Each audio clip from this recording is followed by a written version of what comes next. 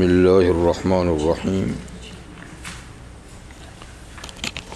یا ایہا الذین آمنوا اذکروا نعمت اللہ علیکم اذ جاءتکم جنود فارسلنا علیہم ریحا وجنودا لم تروها وکان اللہ بما تعملون بصیرا اذ جاءوکم من فوقکم ومن اسفل منکم واذ زاغت الابصار وبلغت القلوب الحناجر وتظنون باللہ الظنونا هنالک ابتلی المؤمنون وزلزلوا زلزالا شدیدا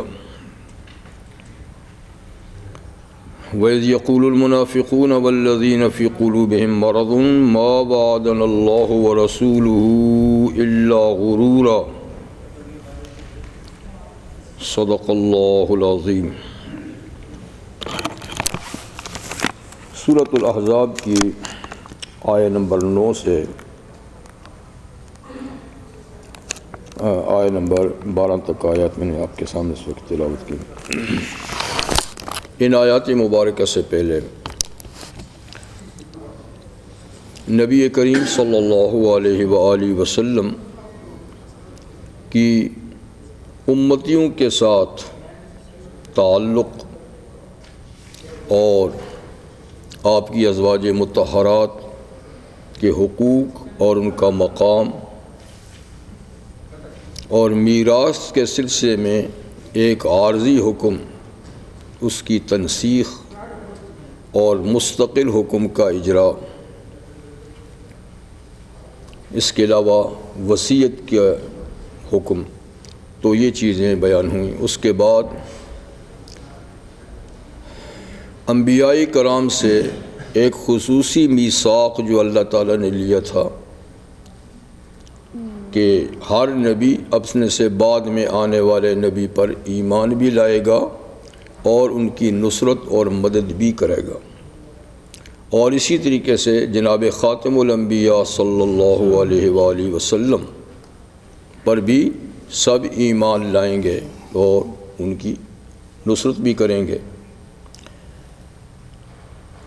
یہ میثاق کیوں لیا گیا، اس کی وجہ بھی اللہ تعالیٰ نے بیان فرمائی، تاکہ قیامت کے دن اللہ سچے لوگوں سے ان کی سچائی کے بارے میں سوال کریں۔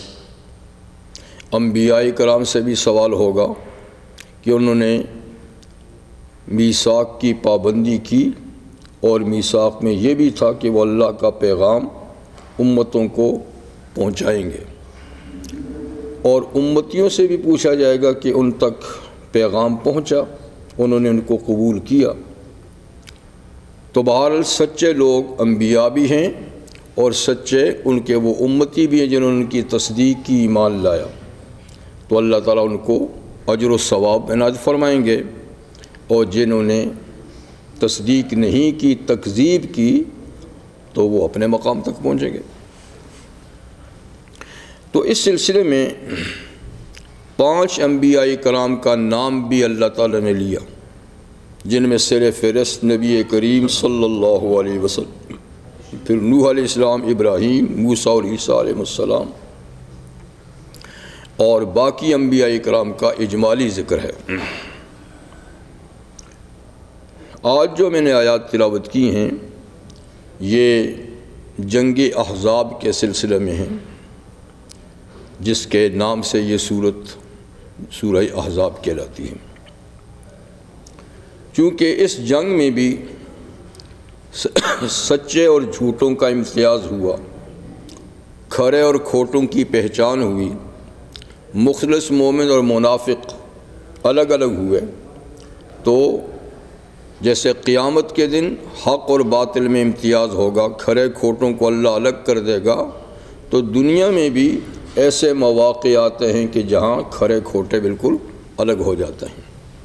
تو جنگ احزاب ہو یا کوئی دوسری جنگ، ایسے موقعوں پر بھی تو یہاں بالخصوص اللہ تعالیٰ نے ان دونوں طبقات کا ذکر کیا جنہوں نے پورے خلوص کے ساتھ اس جنگ میں حصہ لیا، بڑی مشقت اٹھائی اور کامل اطاعت کا اظہار کیا، اور وہ لوگ بھی سامنے آ گئے کہ جنہوں نے جھوٹے وعدے کیے تھے اور عین موقع پہ انہوں نے رستہ فرار اختیار کیا۔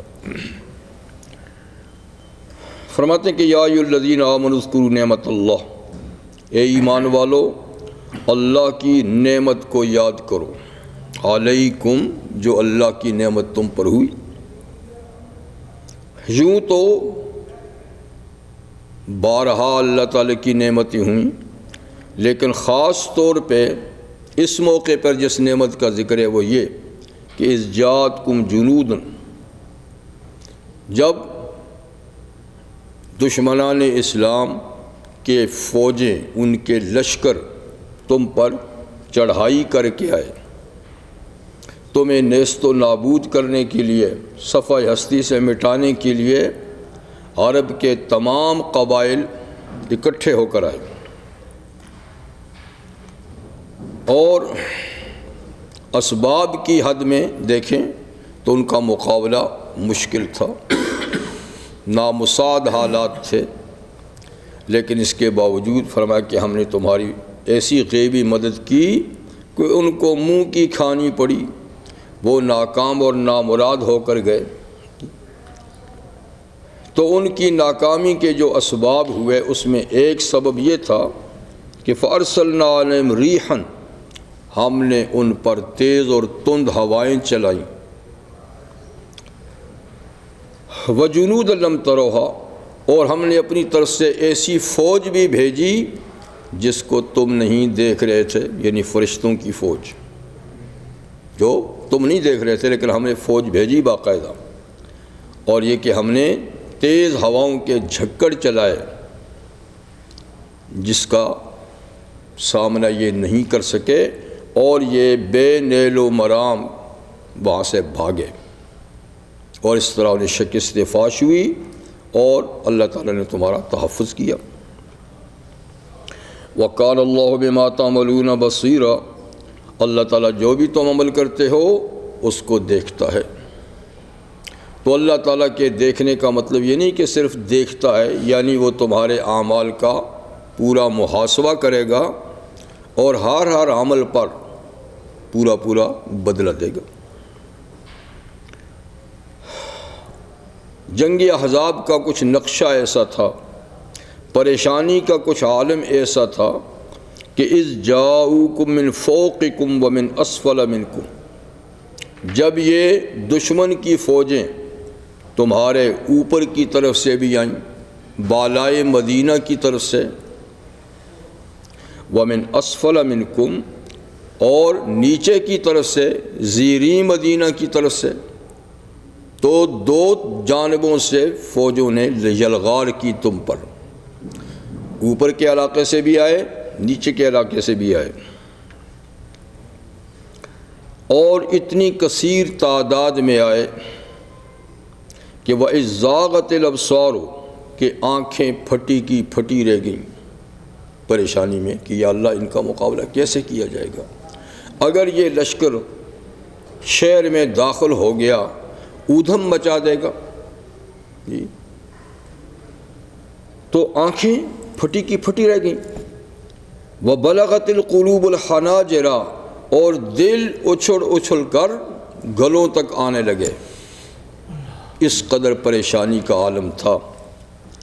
وَتَظُنُّونَ بِاللَّهِ الظُّنُونَ، اور تم اللہ کے بارے میں مختلف خیالات اور مختلف گمان کرتے تھے کہ ہوگا کیا، اگر ہم حق پر ہیں تو یہ کیا مصیبت ہمارے سارے پہ آئی ہے، جی تو اس قسم کی کئی چیزیں ذہن میں آتی تھیں، کئی وساوس آتے تھے، اور خوف کے مارے دل تمہارے اچھل کے گلوں تک آ رہے تھے، آنکھیں پھٹی کی پھٹی رہ گئی تھیں۔ اللہ تعالیٰ فرماتے ہنالک ابتلی المؤمنون، اس موقع پر مومنوں کی آزمائش کی گئی، یہ اصل میں مومنوں کا امتحان تھا کہ وہ کتنے ثابت قدم رہتے ہیں، کتنے اللہ کی اور اللہ کے رسول کی بات پر ان کو یقین اور اعتماد ہے۔ وَزُلْزِلُوا زِلْزَالًا شَدِيدًا، اور خوب ہلائے گئے، ہر طرح سے ان کو جھٹکا دیا گیا، جی تاکہ ان کے ایمان کے کھڑے ہونے کا ثبوت ساری دنیا دیکھے۔ کہ اس قدر پریشانی کے عالم میں ان کو جھنجھوڑا گیا، ہلایا گیا اور وہ چٹان بنے رہے۔ اس کے باوجود کہ کئی خیالات بھی آئے، وساوس بھی آئے، لیکن انہوں نے ہمت ہاری نہیں، حوصلہ ہارا نہیں۔ ایک طرف تو یہ لوگ تھے، دوسری طرف کھوٹے لوگ بھی تھے۔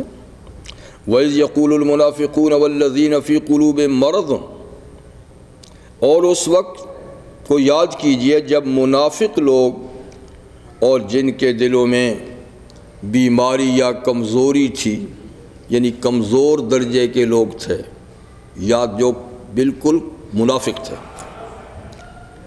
یہ دونوں قسم کے کیا کہتے تھے؟ ان کی تو بات وسوسے کی نہیں، زبانوں پہ بات آ گئی، باقاعدہ کہنے لگے ما وعدنا اللہ ورسولہ الا غرورا، او جناب اللہ اور اللہ کے رسول نے ہم سے جو وعدہ کیا تھا وہ تو معاذ اللہ ثم معاذ اللہ وہ تو دھوکہ تھا، وہ تو فریب تھا جی، کہ اللہ ان کی مدد کرے گا، یہ سچے ہیں۔ دیکھو جی اب پتہ چلے گا سچائی کا، اب کتنے پریشان حال ہیں جی، کھانے کو مل نہیں رہا، تن ڈھانپنے کے لیے کپڑا ان کے پاس نہیں ہے، اور پریشانی کے مارے رات دن خندق کھود رہے ہیں، گھروں کے تحفظ کو کوئی نظام ہی نہیں ہے۔ تو وہ تو کھلے عام کہہ رہے تھے او جی بس جو وعدہ کیا تھا، اب پتہ چل جائے گا نا کیسا وعدہ تھا، کوئی وعدہ نہیں تھا۔ یہ تو اس وقت تلاوت شدہ آیات کا ترجمہ تھا۔ ابھی ٹائم بھی تھوڑا سا، تو تھوڑی سی بات جنگ خندق کے بارے میں شروع سے کرتے ہیں، پھر انشاءاللہ باقی آگے چلے گی۔ رحمت عالم صلی اللہ علیہ وسلم کا ورود مسعود جب مدینہ منورہ میں ہوا،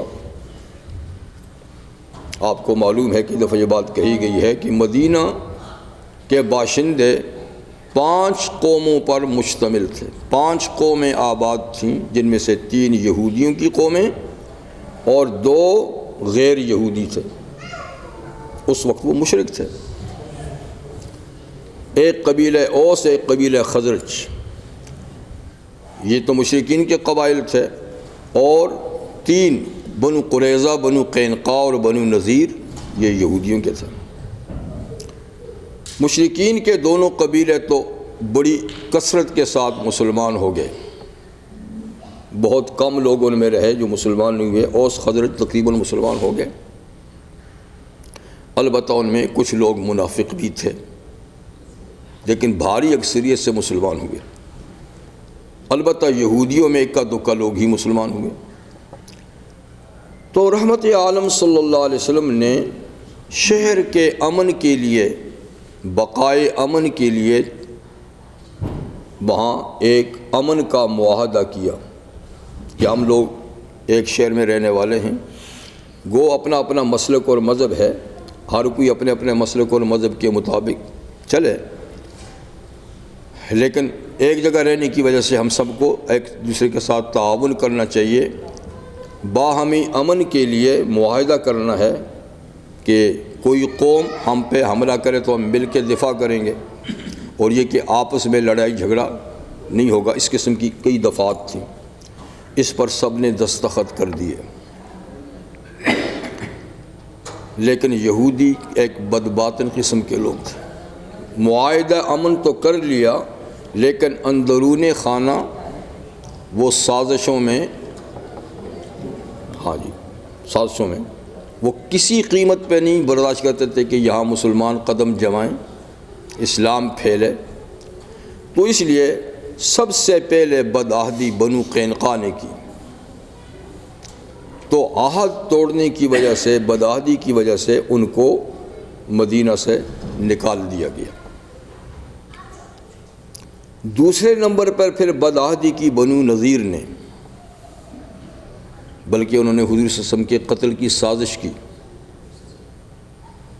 جب آپ ان کے محلے میں تشریف لے گئے، ایک آدمی کی خون بہا، یعنی اس کی خون کی قیمت اور دیت کے وصول کے سلسلے میں، کیونکہ امن کے معاہدے میں وہ بھی شامل تھا، تو تو انہوں نے حضور صلی اللہ علیہ وسلم کو ایک دیوار کے نیچے بٹھایا کہ جی ہم ابھی ڈونیشن کرتے ہیں اور آپ کو دیتے ہیں، اور چھت کے اوپر سے ایک چٹان آپ کے اوپر گرانے کا منصوبہ بنایا، لیکن آپ پر وحی آئی، آپ فوراً وہاں سے اٹھے اور چل دیے، اور اس بدعہدی کی بنیاد پر ان کو نوٹس دے دیا کہ تم لوگوں نے چونکہ بدعہدی کی ہے لہذا تمہیں ہم ٹائم دیتے ہیں، جو سامان لے جا سکے تو لے جاؤ اور تمہیں شہر کو چھوڑ دو۔ یہ لوگ بھی چلے گئے، خیبر میں آباد ہو گئے۔ اب صرف ایک قبیلہ رہ گیا تھا، بنو قریظہ، تو اس جنگ کے موقع پر اس نے بھی بدعہدی کی، جنگ احزاب کے موقع پر۔ تو اصل میں ہوا یہ کہ جب بنو نذیر مدینہ چھوڑ کر چلے گئے تو ان کا سردار تھا خیی ابن اخطب، حضرت صفیہ رضی اللہ تعالیٰ عنہ جو حضور کی بیوی ہیں، انہی کی بیٹی ہیں۔ یہ شخص چلا تو گیا وہاں سے، لیکن اس نے منصوبہ بندی کی کہ ان لوگوں کی وجہ سے ہم نے اپنا شہر چھوڑا، سب کچھ در بدر ہوئے، ہم کسی قیمت پہ ان کو چھوڑیں گے اپنی۔ تو اس نے 20 لوگوں کا وفد بنایا اور سیدھے وہ مکہ گئے، قریش مکہ سے ملے اور ان کو یقین دہانی کرائی کہ تم لوگ ایک مرتبہ پھر مدینہ پہ حملہ آور ہو اور ہم پورا تمہارا ساتھ دیں گے جتنے یہودی ہیں۔ حالانکہ وہ 2 دفعہ شکست کھا گئے تھے، بدر میں بھی احد میں بھی، لیکن اس کی یقین دہانی پر انہوں نے کہا ٹھیک ہے۔ وہاں سے نکلے تو مشرقی سمت میں گئے اور بنو غطفان ایک بڑا جنگجو قبیلہ تھا، ان کے سرداروں سے ملے، ان کو بھی جنگ پہ آمادہ کیا کہ دیکھو قریش بھی آ رہے ہیں تو یہ مسلمان ہم سب کے لیے خطرہ ہیں، ہم بھی بھرپور تمہارا ساتھ دیں گے، تم بھی نکلو۔ پھر اور چھوٹے چھوٹے قبائل، بنو اسد، بنو فزارہ اور فلاں فلاں فلاں، سب میں انہوں نے راؤنڈ لگایا، سب کو آمادہ کیا، سب تیار ہو گئے۔ تو مکہ سے 4000 کی فوج لے کر جناب ابو سفیان نکلے، رستے میں اور قبائل بھی ملتے گئے، ادھر سے بنو غطفان، بنو فزارہ، بنو اسد، یہ لوگ بھی نکلے۔ تو 10,000 کا لشکر جرار مدینہ پہ حملہ آور ہو گیا، لیکن مدینہ والے بھی کوئی خاموش بیٹھے ہوئے تھے نہیں تھے، وہاں کی قیادت بھی بیدار مغز تھی، ہوشیار تھے۔ تو نبی کریم علیہ السلام کو اطلاع ہوگی کہ اس طریقے سے متحدہ محاذ کافروں کا مسلمانوں کو ختم کرنے کے لیے حملہ آور ہونے والا ہے۔ رحمت عالم صلی اللہ علیہ وسلم نے صحابہ کی ہائی کمان طلب کر لی مشورے کے لیے کہ اتنے بڑے لشکر کا دفاع کیسے کیا جائے، میدان میں نکل کے تو بات مشکل ہے، شہر میں رہ کے کیا جائے تو کیا صورتحال ہوگی۔ تو بہرحال حضرت سلمان فارسی رضی اللہ تعالیٰ عنہ نے تجویز پیش کی کہ ہمارے ملک کی ایران میں اس قسم کی صورتحال سے ہم یوں نمٹا کرتے تھے کہ ہم شہر کے اردا گرد خندق کھودتے تھے، اتنی بڑی خندق کہ جس کو دشمن پھلانگ نہ سکے، اور چھوٹی موٹی جو جگہ ہوتی تھی پھر وہاں ہم دفاع کرتے تھے جب کسی بڑی فوج کا مقابلہ ہو۔ عرب کے لوگ اس دفاعی نظام سے واقف نہیں تھے، عرب میں کبھی ہوا ہی نہیں تھا، نہ کبھی اتنی بڑی فوج کسی پہ حملہ آور ہوئی، نہ یہ، تو ان کے لیے بڑی اجنبی بات تھی۔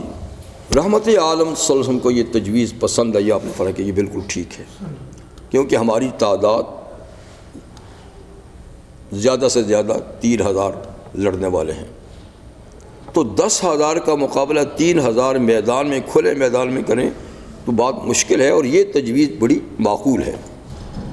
ٹائم بھی تھوڑا ہے کیونکہ وہ فوجیں حرکت کرنا شروع کر دیں، تو آپ نے فوراً مدینہ کے بالائی حصے میں کھلے علاقے میں 3.5 میل میں خندق کھودنے کا حکم دے دیا، اور ہر 10 صحابہ کا ایک گروپ بنایا جس کے ذمے 40 ہاتھ تھی. یہ اسی کو گز کہتے تھے. 40 گز خندق کھودنے کی ذمہ داری تھی ہر 10 آدمی کے گروپ پر.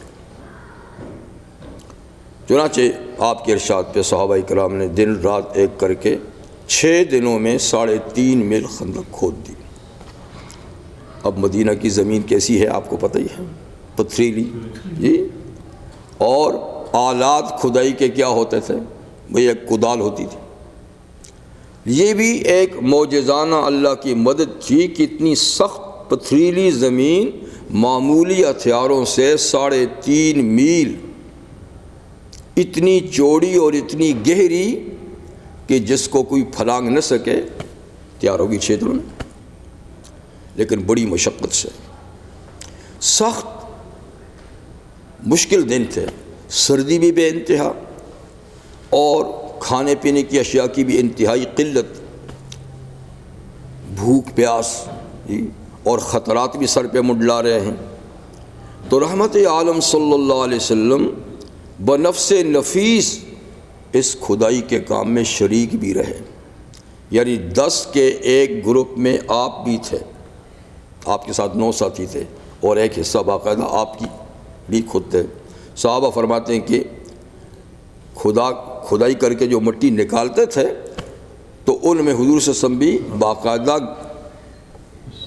اٹھا کر پھینکتے تھے، اور آپ کے جسم اثر پہ گرد و غبار اٹا ہوا تھا جیسے اور صحابہ کا. بھوک کا عالم یہ تھا کہ حضرت جابر فرماتے ہیں کہ ہم جب بھوک ستاتی تھی تو حضور کو پیٹ اٹھا کر دکھاتے تھے کہ دیکھیے یہ پتھر، کمر سیدھی کرنے کے لیے پتھر باندھا ہوا ہے. حضور کرتا اٹھا کے فرمایا کہ تم نے 1 باندھا، میں نے 2 باندھے ہوئے ہیں. یہ نہیں کہ میں نے کھایا ہوا ہے، میرے 2 باندھے ہوئے ہیں. اس موقع پر بہت سی اللہ تعالیٰ کی طرف سے غیبی چیزیں ظاہر ہوئیں، معجزات آپ کے ظاہر ہوئے، جن میں سے ایک معجزہ یہ ظاہر ہوا کہ ایک صحابیہ، ان کے بھائی اور باپ بھی کھدائی کے کام میں تھے. اتنی سی کھجوریں کہیں گھر میں تھیں، وہ ایسا کر کے لائیں کہ میں اپنے بھائی اور باپ کو تھوڑی سی کھلا دوں، بھوکے ہیں. گزر رہی تھی تو حضور نے فرمایا کیا لے جا رہی ہو؟ اب وہ انکار تو نہیں کر سکتے. حضور جی بس چلو بھر کھجورے ہیں بھائی، اور کہا مجھے دے دو. دے دی. آپ نے ایک کپڑے پہ نیچے بچھائیں اور پوری فوج میں اعلان کر دیا، 3,500 جتنے، آؤ بھائی کھانا آ گیا. جو بھائی اور باپ کے لیے چلو بھر وہ جو ڈالی، صحابہ بھوکے تھے، سب تشریف لائے اور وہ کھاتے گئے اور وہ جگہ بھرتی گئی. وہ کھا رہے ہیں اور وہ بھرتی جا رہی ہے. بھرتے بھرتے بھرتے سارے پیٹ بھر گئے کھجوریں کھا کر. اور اب وہ کھجوریں چلو بھر نہیں ہیں بلکہ اتنی زیادہ ہیں کہ کپڑے سے باہر گر رہی ہیں. جس کپڑے پہ بچھائی ہیں وہ سب باہر گر رہی ہیں. کہا اس کو سمیٹ اور واپس لے جا. لائی تھی اتنی. یہ ایک مرحلہ ایسا ہوا کہ حضرت جابر فرماتے ہیں کہ میں نے دیکھا کہ نبی کریم علیہ السلام بھوک سے بے تاب ہو رہے ہیں، چہرے پہ اثرات ہیں بھوک کے. مجھ سے برداشت نہ ہوا تو میں سیدھا گھر گیا، بیوی کے ساتھ کہ کچھ کھانے پینے کی چیزیں. میں حضور صلی اللہ علیہ وسلم کے چہرے انور پہ بھوک کے اثرات ہیں. اس نے کہا ایک بکری کا بچہ ہے یہ، اور 1 سا یعنی 3.5 کلو یہ اتنا جو ہے، بس یہ کل کائنات ہے گھر میں. بکری ذبح کا بچہ تم ذبح کرو، اس کا گوشت بناؤ، اور جو کو میں پیستی ہوں آٹا بناتی ہوں. اور پھر جا کے نبی علیہ السلام سے کہیں کہ 1-2 ساتھی ساتھ لے آئیں، بس اس سے زیادہ نہیں. 1-2 ساتھی لے آئیں، اور کسی کو نہیں بولنا، بے عزتی ہو جائے گی، اتنا کھانا نہیں ہے. ٹھیک ہے. انہوں نے جلدی سے ذبح کیا، گوشت بنایا کو دیا. انہوں نے ہنڈیا میں چڑھا دیا، انہوں نے چکی میں جو پیسے آٹا بنا دیا۔ اگر کان میں کہتے کہ حضور بس 2-3 آدمیوں کا کھانا ہے تو آپ اور 1-2 ساتھی ساتھ لیں، حضور نے اعلان کر دیا کہ بھائی جتنے خندق کھودنے والے ہیں جابر کے گھر میں دعوت ہے، چلو ادھر۔ جابر پریشان ہو گیا، بھاگے جلدی آئے، بیوی کو کہا کہ معاملہ تو یہ کہ حضور نے سب کو دعوت دے دی۔ اس نے کہا میں نے آپ کو کہا نہیں تھا؟ کہا میں نے تو کان میں کہا تھا حضور کے، لیکن انہوں نے اعلان کر دیا۔ کہا اچھا انہوں نے کر دیا ہے، آپ نے تو کان میں کہا تھا نا؟ کہا پھر فکر کی کیا بات ہے، پھر چھوڑیے، آپ نے اگر زور سے کہا ہے تو پھر مسئلہ خراب ہے، آپ نے کان میں کہا ہے، حضور نے زور سے کہا ہے، پھر ہمیں فکر کی بات نہیں ہے، آنے دو۔ چنانچہ نبی کریم صلی اللہ علیہ وسلم پہنچے اور آپ نے فرمایا کہ ہنڈیا کا ڈھکن اتارنا نہیں اور آٹے کے اوپر جو ہے نا کپڑا ڈال دینا، پیڑے میں بنا کر دوں گا اور روٹیاں وہ پکاتی رہیں، اور سالن میں نے خود ہنڈیا سے نکالنا ہے۔ چنانچہ کپڑا پڑا ہوا ہے، پیڑے بن رہے ہیں، آپ دے رہے ہیں، پکاتے او ڈھیر لگ گیا روٹیوں کا۔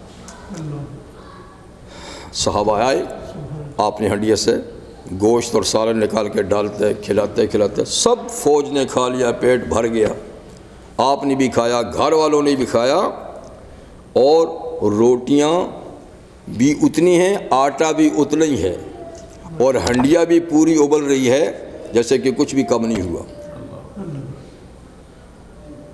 تو یہ 2 واقعے کھانے کے اندر برکات کے ہوئے۔ ٹائم 6:30 ہو گیا، مجھے ٹائم اتنا ہی دیا گیا تھا۔ تو بہرحال اور بھی کئی اس قسم کے واقعات کا وہاں ظہور ہوا، برکات کا، جس سے اندازہ ہو رہا ہے کہ اللہ تعالیٰ کی مدد کس طریقے سے شامل حال ہو رہی ہے۔ لیکن اس کے باوجود حالات اتنے سنگین تھے، پریشان کن تھے، کہ اللہ تعالیٰ نے اس کا نقشہ کھینچا کہ آنکھیں پھٹی کی پھٹی رہ گئیں، دل اچھل کے یعنی گلے تک آ گئے، اور اللہ تعالیٰ کے بارے میں کئی خیالات گزرنے لگے، پتہ نہیں ہم حق پر ہیں، آج بچیں گے بھی کہ نہیں بچیں گے، کیا ہمارے ساتھ بیتے گی۔ یہ صورتحال بھی سامنے تھی۔ جی بس کبھی تو ہم نے آغاز ہی کیا تھا۔